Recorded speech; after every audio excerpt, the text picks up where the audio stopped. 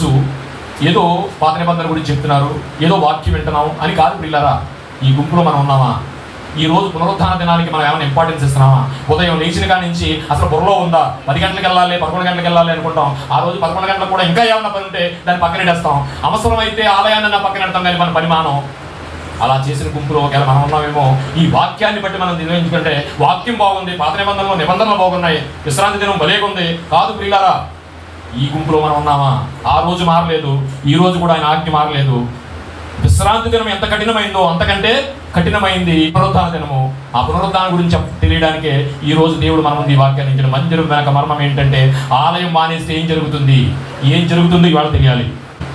ఈ పునరుత్థాన దినంలో ఈ రోజు మనం మన పరిస్థితులు మార్చుకోకపోతే చాపకంద నీరులాగా శాపగ్రస్త మన మీదకి వస్తుందేమో. అసలు ఏం జరుగుతుందో కొత్త నిబంధనలోకి వెళ్తే కానీ మనకు తెలియదు ప్రియులారా. చూద్దాం ఏమండి. కానీ ప్రియులారా, లోకానికి తిరిగి చేస్తుందేమో.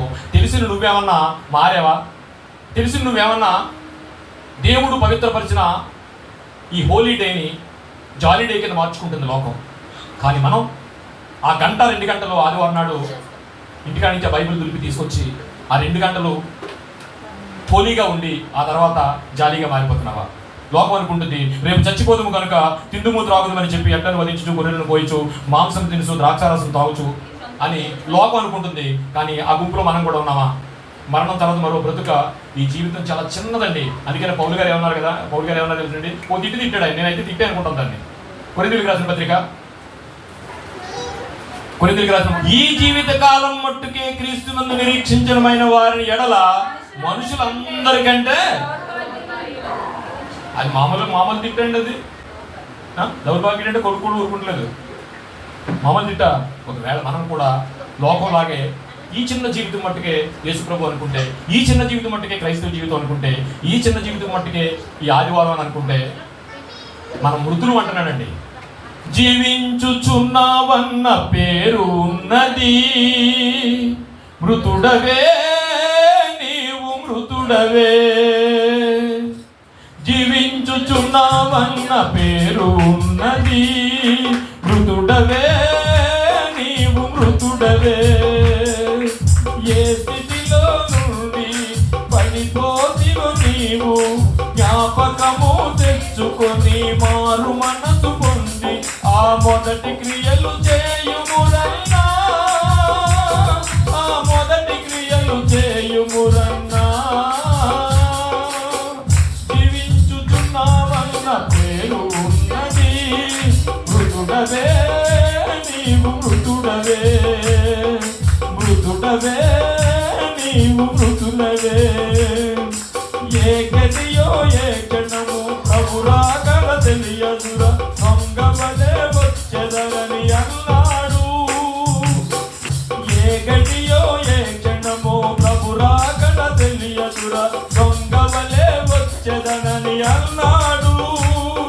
గొర్రె పిల్ల రక్తములో తెలుపు చేసుకొనుమా, గొర్రె పిల్ల రక్తములో తెలుపు చేసుకొనుమా, అంతము వరకు నిలిచి ఉండుమా. ప్రియా దేవుని సంగమా, పౌలు గారు అన్న మాట ఏంటంటే ఈ చిన్న జీవితం కొరకే మీరు ఒకవేళ బ్రతుకుతుంటే నో, కొందరు మానుకొనిచున్నట్లుగా మీరు మానకండి, ఆలయం మానొద్దని చాలా భయంకరంగా చెప్తున్నాడు.